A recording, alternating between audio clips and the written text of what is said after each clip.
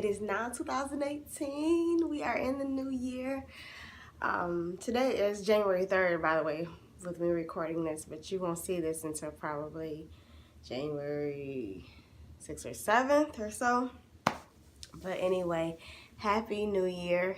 I am so excited to be in the new year. I am really excited to be recording this video and many more to come.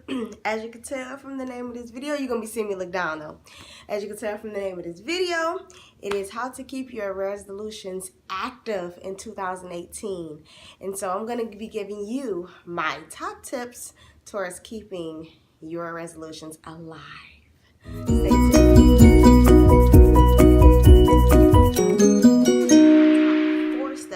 On how to keep yourself, your resolutions, your goals that you've set at the end of the year or at the beginning of this year alive.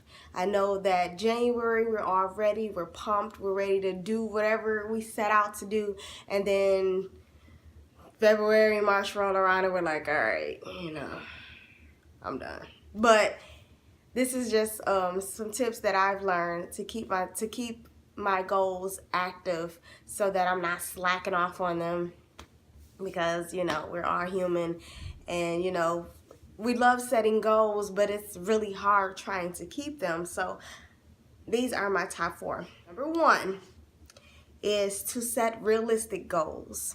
Now, what do I mean by realistic goals? I'm not saying lower your standards. I'm just saying set realistic goals to you.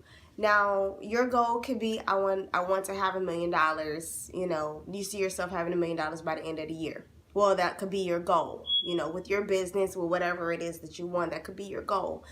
But it might not be something that you feel that is possible.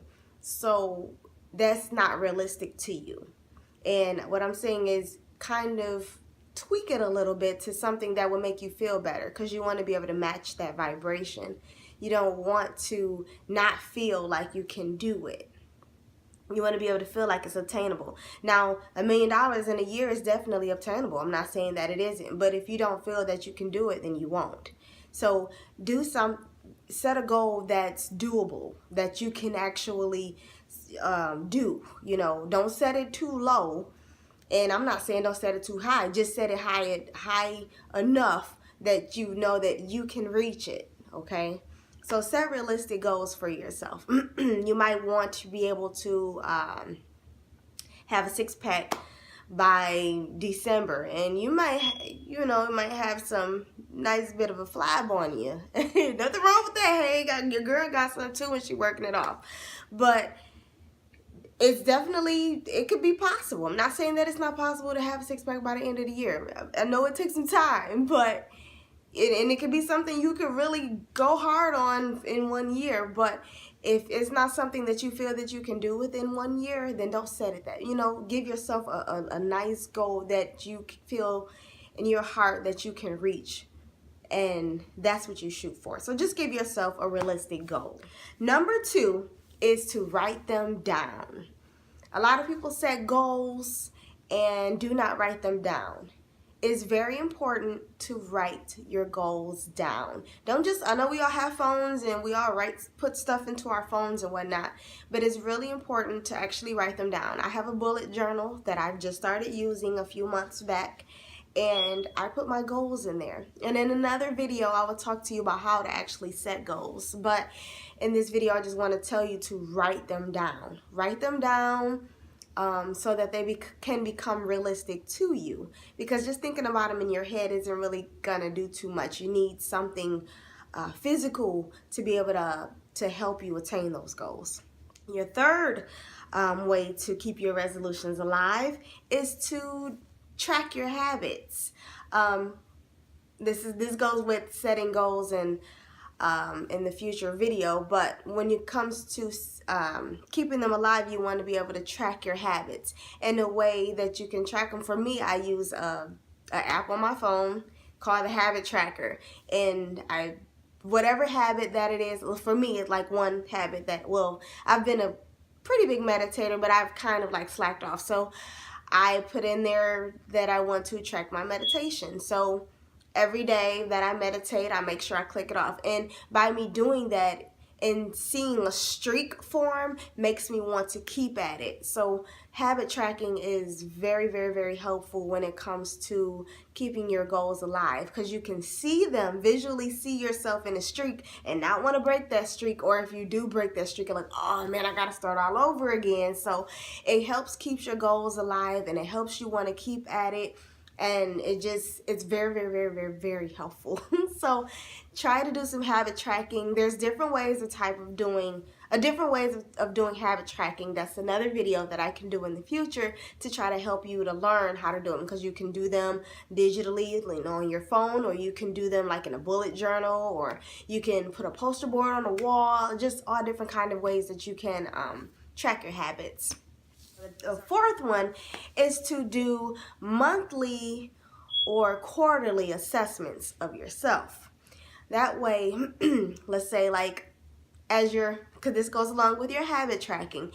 If you're doing habit tracking and you see, let's say once you do your monthly assessment, once you see that, okay, I didn't do so good, let's say you're working out. Let's say your monthly goal is to you want to reach a certain goal weight or something like that, and one of your action plan is to work out on a daily basis, and you choose the morning.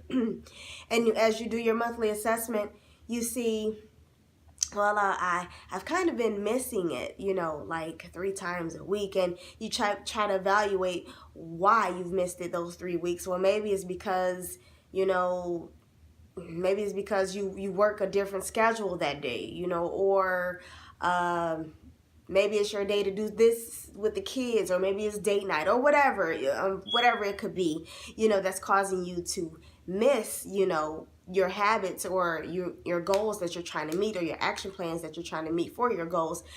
There's something that's causing you to miss it, that it's going to, once you do those self-assessments, or monthly or quarterly assessments, it'll help you adjust your action plan so that you are able to meet your goals. It helps you to take a wide look at your goals, a wide look at your action, at your tracking, to see, how good everything is coming along. Are you on track, basically, is what I'm trying to say. Are you on track with your goals? Are you keeping up with your goals? Is everything going correctly? So that will be, and you can do that monthly or quarterly. Monthly meaning, after 4 weeks or so, at the end of the month, you'll take a look at your progress, or 3 months into the year, you can take a look in your progress and see, how good you've done so far. There's some things you need to change, some things you might want to add, because those first 3 months didn't necessarily go so well, or that's what monthly and quarterly assessments. And so those are my top 4 steps on how to keep your resolutions alive. Again, it's 1, set realistic goals, write them down, habit tracking, and monthly/quarterly assessments. Those are the top 4 things that I can help you with, or 2 tips that I can give you on how to keep your resolutions for 2018 alive. All right, I hope this was very helpful for you. I hope this video has helped you as much as these steps and these little tips have helped me.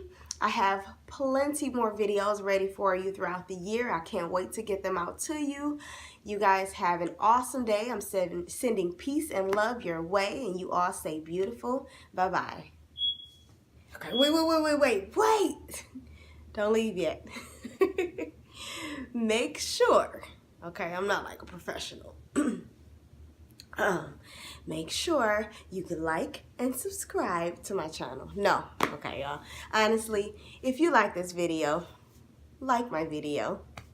If you like what I've done, please do subscribe. I have some more videos coming up, and I'm really looking forward to being able to help whoever I can. My heart is big, and I just want to be of help to you. So if you are interested in the things that I have to say, if you're liking it, share it with someone. Tell them to come on by and check me out. Check me out on Instagram. I'm Ebony Brene on Instagram. I'm Ebony Brene on Facebook. I'm not on anything else. Just Instagram and Facebook. You can check me out on those two social platforms, and that's it. All right, y'all. Bye.